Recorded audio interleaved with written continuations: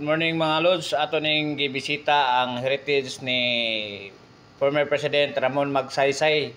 Was a Filipino statesman who served the 7th President of the Philippines from December 30, 1953 until his death in an aircraft disaster on March 17, 1957 in Mount Manunggal, Balamban, Cebu.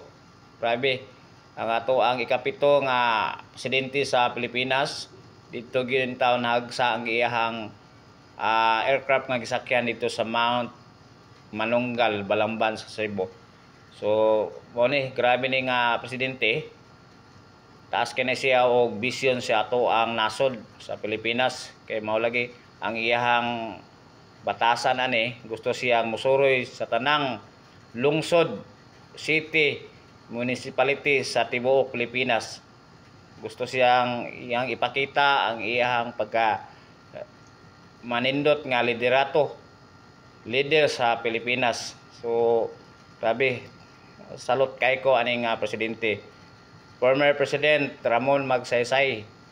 So, ato ning video ang iyang heritage monumento diri sa Plaza Independencia, Cebu City, Philippines.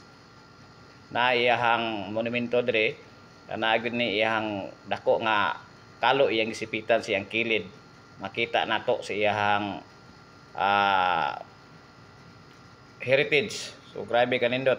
Kung gusto mo follow sa ako ang page Bullard Vlog and YouTube channel Bullard Vlog. Alright.